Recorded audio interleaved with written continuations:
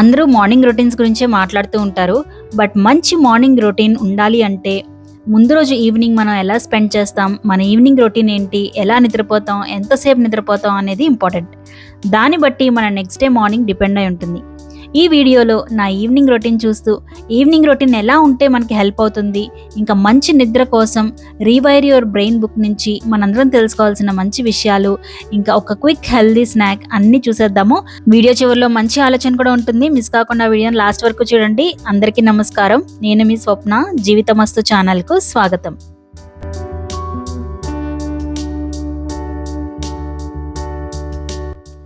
Lunch చేసిన తర్వాత ఏదైనా వర్క్ చేసుకోవడం, ఒక 10 మినిట్స్ పడుకోవడం, లేదా ఆర్యతో ఏమైనా యాక్టివిటీస్ చేయించడం లాంటి పనులతో అయిపోతుంది.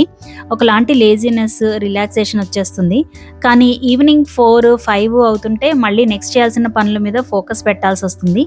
నిక్ విగ్నాల్ అనే సైకాలజిస్ట్ ఈవినింగ్ రొటీన్లో ఉండాల్సిన 4-5-5 డ్రిల్ అని ఒకటి చెప్పారు. దాన్ని ఇన్స్పిరేషన్గా తీసుకుని నాకు హెల్ప్ అయ్యేలాగా నేను అప్లై చేయాలని ట్రై చేస్తున్నాను. అదేంటంటే 4:55కి ఒక స్టిక్కీ నోట్ లేదా నోట్బుక్ తీసుకుని 2 థింగ్స్ నోట్ చేసుకోవాలి. కావాలంటే మైండ్లో అయినా అనుకోవచ్చు. అవేంటంటే, ఫస్ట్ నెక్స్ట్ డే మార్నింగ్ చేయాల్సిన ఇంపార్టెంట్ పనులేంటి అని నోట్ చేసుకోవడం. ఇంకోటి, ఈవినింగ్ ఏం పనులు ఉన్నాయి, ఈవినింగ్ని ఎలా స్పెండ్ చేయాలి అని ఆలోచించడం. అంటే మన ఈవినింగ్ ఇలా ఉండాలి అని ఇంటెన్షన్ పెట్టుకోవడం. ఇంటెన్షన్ గురించి మనం ఇంతకుముందు మాట్లాడుకున్నాము, కానీ మళ్ళీ మాట్లాడుకుందాము. ఈరోజు ఈవినింగ్ నాకు మంచి మంచి పనులైతే ఉన్నాయి. అవేంటంటే, ఈవినింగ్ స్నాక్స్ చేయాలి, కిచెన్లో కొన్ని ఏరియాస్ సర్దాలి, ఇంకా రేపు మా అత్తయ్య వాళ్ళు వస్తున్నారు, సో కిచెన్లో కొంచెం మీల్ ప్రిపరేషన్స్ చేయాలి, ఇంకా బెడ్రూమ్లో ఫ్రెష్గా బెడ్షీట్ వేసి నీట్గా సెట్ చేయాలి. సో ఏం చేయాలో ఆలోచించుకొని అవి ఫినిష్ చేస్తే ఎంత బాగుంటుందో అని ఒక ఊహించుకుని పని మొదలు పెడదాం, అదే ప్రోగ్రెస్ అవుతుంది అని అనుకుని ఒక డీప్ బ్రీత్ తీసుకుని బయలుదేరాను. హోమ్ మేకింగ్ పనులకి ఇలా నన్ను నేను పుష్ చేసుకుంటానన్నమాట. ఇందాక ఇంటెన్షన్ పెట్టుకోవడం గురించి మాట్లాడుతున్నాను కదా. ఇంటెన్షన్ అంటే మనం ఏం చేయాలి, ఎలా ఉండాలి అని గట్టిగా అనుకోవడమే. నేను మన ప్లానర్లో డేకి ఇంటెన్షన్ పెట్టుకోవడం గురించి చెప్పాను. కానీ ఇంటెన్షన్ అనేది ఒక రోజు కావచ్చు, ఒక పూట కావచ్చు, ఒక గంట కావచ్చు, నెక్స్ట్ మినిట్కి కూడా అవ్వచ్చు. ఇలాంటి సిచ్యువేషన్లో నాకు కోపం రావచ్చు, కానీ రియాక్ట్ అవ్వకూడదు అని అనుకోవడం ఇంటెన్షన్. కిడ్స్తో ఆడే ముందు ప్రజెంట్ మూమెంట్లో ఉండాలి, వాళ్ళతో మైండ్ఫుల్గా ఆడతాను అని అనుకోవడం ఇంటెన్షన్. ఫ్రెండ్ ఏదో చెప్తుంది, జడ్జ్ చేయకుండా ఓపెన్ మైండ్తో వినాలి అనుకోవడం ఇంటెన్షన్. నెక్స్ట్ 1 అవర్ ఫోన్తో డిస్టర్బ్ అవ్వకుండా శ్రద్ధగా వర్క్ చేసుకుంటాను అనుకోవడం ఇంటెన్షన్. అలా ఈవినింగ్ పని మొదలుపెట్టే ముందు ఈవినింగ్కి ఇంటెన్షన్ పెట్టుకోవచ్చు. అంటే ఏదో ఫ్లోలో ఎక్స్టర్నల్ సిచ్యువేషన్స్కి రియాక్ట్ అవుతూ వెళ్ళిపోవడం కాకుండా ఎప్పటికప్పుడు మైండ్ఫుల్గా మనల్ని మనం నడిపించుకోవడం అన్నమాట. ఈ ఈవినింగ్కి నా ఇంటెన్షన్ ఏంటి అంటే, kitchen work and sleep by 9 PM. Room సర్దేసి కిచెన్లో ఉన్న వర్క్ ఫినిష్ చేసేసి టైంకి డిన్నర్ చేసేసి కాసేపు అలా రిలాక్స్ అయ్యి 9 కల్లా పడుకోవడమే. జనరల్గా మేము 9కే పడుకుంటాము. బట్ ఇప్పుడు హాలిడేస్ కదా, ఒక్కోసారి 15 minutes to half an hour అలా డ్రాగ్ అవుతూ ఉంటుంది. బట్ ఈరోజు స్ట్రిక్ట్గా 9 కల్లా పడుకోవాలని అనుకున్నాను, ఎందుకంటే మార్నింగ్ నేను ఎక్సర్సైజ్కి వెళ్ళాలి. నాకు కలిగే చిన్న చిన్న ఆనందాల్లో నీట్గా ఫ్రెష్ బెడ్షీట్ వేయడం ఒకటి చాలా ఫీల్ గుడ్గా అనిపిస్తుంది. అది నా కోసమైనా ఫ్యామిలీ మెంబర్స్కైనా. మా అత్తయ్య వాళ్ళు వస్తున్నారని చెప్పాను కదా, సో ఫ్రెష్ అండ్ నీట్గా రూమ్ సెట్ చేశాను. క్లీన్ అండ్ ఫ్రెష్ రూమ్ మన కోసం చేసుకుంటే సెల్ఫ్ కేర్ యాక్టివిటీ, ఇతరుల కోసం చేస్తే వాళ్ళకి మనం ఇచ్చే గిఫ్ట్. ఈ కొత్త బెడ్షీట్ నేను అమెజాన్లో తీసుకున్నాను. ఎలా ఉందో చెప్పండి. ఈరోజు స్నాక్స్ ఏంటంటే, యాక్చువల్గా ఇది చాలా చాలా సింపుల్ పన్నీర్ రెసిపీ అనమాట. స్నాక్స్కి పెద్దేమీ ప్లాన్ చేయనప్పుడు ఇంట్లో పన్నీర్ ఉంటే ఇలా చేస్తాను. పన్నీర్ మరీ లావుగా కాకుండా మరీ పల్చగా కాకుండా మీడియం సైజులో ఇలా కట్ చేసుకోవాలి. కొంచెం సాల్ట్, పసుపు, కారం, అల్లం వెల్లుల్లి పేస్ట్, గరం మసాలా వేసుకుని దాంట్లో కొన్ని డ్రాప్స్ వాటర్ వేసి మిక్స్ చేసుకొని దీన్ని పన్నీర్ పీసెస్కి పట్టించాలి.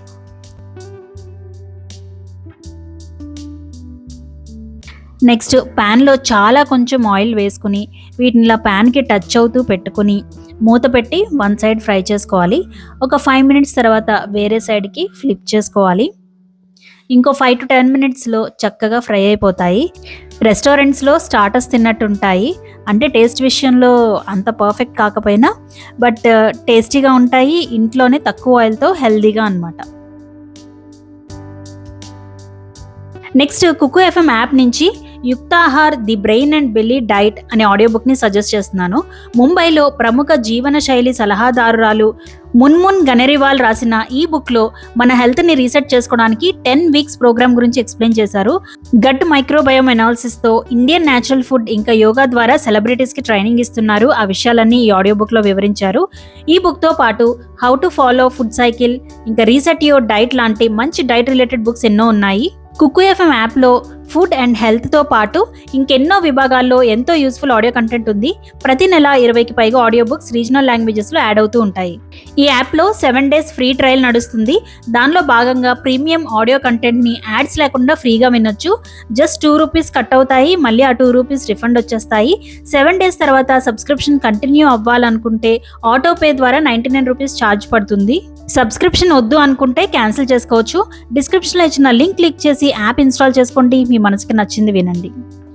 ఇప్పుడు కిచెన్లో కొన్ని ఏరియాస్ సర్దాలి, ఇంకా దోసపిండిని మిక్సీ వేసుకోవాలి, గ్రౌండ్ నట్స్ ఫ్రై చేసుకోవాలి. ఇవన్నీ ఒక బ్యాచ్లో ఫినిష్ చేద్దామని అనుకున్నాను. Same place, time, energy match అయ్యే పనులని ఒకేసారి ప్లాన్ చేసుకుంటే ఫ్లోలో చకచక అయిపోతాయి అన్నమాట. ఈ రోజైతే ఈ కిచెన్ వర్క్ పెట్టుకున్నాను, కానీ ఈ హాలిడేస్ వల్ల ఈవినింగ్స్ చాలా డైనమిక్గా ఉంటున్నాయి. మా హస్బెండ్ ఫ్రీగా లేకపోతే ఆర్యాని స్విమ్మింగ్కి నేను తీసుకెళ్తాను. ఇంకా స్విమ్మింగ్ మార్నింగే అయిపోతే, అంటే ఇక్కడ స్విమ్మింగ్ క్లాసెస్ ఫ్లెక్సిబుల్ అనమాట, ఏ స్లాట్లో అయినా వెళ్ళొచ్చు. సో అలాంటప్పుడు ఈవినింగ్ మా ఇంటి దగ్గర ఒక గ్రౌండ్ ఉంది, సో అక్కడికి వెళ్తున్నాము. ఆర్య సైకిల్ తొక్కుతూ ఉంటాడు, మా నైబర్స్ కూడా వస్తున్నారు. సో వాళ్ళతో కాసేపు మాట్లాడడం, రోజంతా ఇంట్లో ఉండి ఈ టైంలో ఇలా బయటికి వెళ్ళడం చాలా హాయిగా చేంజ్గా ఉంటుంది. ఆర్య కూడా మంచి ఎక్సర్సైజ్, ఇంకా ఫ్రెండ్స్ కూడా ఉన్నారు. అలానే లాస్ట్ వీక్ మా రిలేటివ్స్ వచ్చారు. ఈవినింగ్స్ పిల్లలు ఆడుకున్నారు, మేము మాత్రం మంచిగా టీ తాగుతూ అలా కబుర్లు చెప్పుకునే వాళ్ళం. ఇంకా ఈ మధ్య ఒకరోజు ఆర్య వాళ్ళ క్లాస్మేట్స్ కొంతమందిని, వాళ్ళ మదర్స్ని ఇన్వైట్ చేశాము. పిల్లలు చక్కగా ఆడుకున్నారు, మదర్స్ కలిసి కబుర్లు చెప్పుకున్నాము. అది కూడా ఒక నైస్ ఎక్స్పీరియన్స్. అలా 5 to 7 మధ్యలో ఒక ఫిక్స్డ్ రొటీన్ అంటూ లేదు, దాన్ని కూడా ఎంజాయ్ చేస్తున్నాము. సమ్మర్ హాలిడేస్ అంటే అంతే కదా, కానీ తిరిగి చూసుకుంటే ఇవన్నీ మంచి మెమరీస్. రేపు బ్రేక్ఫాస్ట్కి జొన్న దోశలకి నానబెట్టాను. జొన్న దోశల గురించి నేను ఒక షార్ట్ వీడియో పెట్టినప్పుడు కొంతమంది చెప్పారనమాట, జొన్నల్లో పచ్చ జొన్నలు ఉంటాయి, అవి ఇంకా మంచివి అని. సో ఈసారి అయితే నేను అవి ట్రై చేశాను. మార్నింగ్ లేస్తే మనం చాలా డెసిషన్స్ తీసుకోవాల్సి వస్తుంది. నేను లాస్ట్ వీడియోలో కూడా చెప్పాను, డెసిషన్ మేకింగ్ అనేది ఎనర్జీ కన్జ్యూమ్ చేసే పని. మార్నింగ్ అలాంటి ఎనర్జీ కన్జంప్షన్ తగ్గించుకోవాలి అంటే మార్నింగ్ తీసుకోవాల్సిన డెసిషన్స్ కొన్ని నైటే తీసుకోవచ్చు. రేపు ఏం వంట చేయాలి, ఆఫీస్కి ఏం డ్రెస్ వేసుకోవాలి, మార్నింగే లేచి చేయాల్సిన పనికి సంబంధించినవి బయట తీసి పెట్టుకోవడం లాంటివి నైటే చేసుకోవచ్చు. నేను రేపు ఏం కుక్ చేయాలి అని ఒకసారి చూసుకుంటున్నాను. ఇంకా రేపు మార్నింగ్ ఎక్సర్సైజ్ బుక్ చేసుకున్నాను కదా, సో డ్రెస్ తీసి బయట పెట్టుకుంటున్నాను. మార్నింగ్ ఆ టైంకి ఆర్య బాలు లేవరు కాబట్టి వాళ్ళకి డిస్టర్బెన్స్గా కూడా ఉంటుంది, సో ముందే తీసి పెట్టుకుంటున్నాను. ఇలాంటి చిన్న చిన్న యాక్షన్స్, డెసిషన్స్ మనం ముందు రోజు నైటే తీసుకుంటే నెక్స్ట్ రోజు మార్నింగ్ పనులకి బ్రేక్స్ లేకుండా అలా దూసుకెళ్ళిపోవచ్చు. నెక్స్ట్ డిన్నర్ తర్వాత కిచెన్ అంతా నీట్గా సర్దేశాను. మార్నింగ్ లేచేసరికి క్లీన్ కిచెన్ ఉండడం మనకి వర్క్ స్టార్ట్ చేయడానికి ప్లెజెంట్గా, మోటివేటెడ్గా అనిపిస్తుంది. దీని తర్వాత నేను ఒక 10 minutes కాసేపు హాల్లో కాకుండా వేరే రూమ్లో లైట్ మ్యూజిక్ పెట్టుకొని స్పెండ్ చేస్తున్నాను. చాలా పీస్ఫుల్గా ఉంటుంది, సమ్ స్పేస్ అండ్ కామ్నెస్ అనమాట. ఓన్లీ 10 minutesకే. అండ్ ఆ టైంలోనే నేను డైలీ ప్లానర్లో జర్నలింగ్ కూడా చేస్తున్నాను.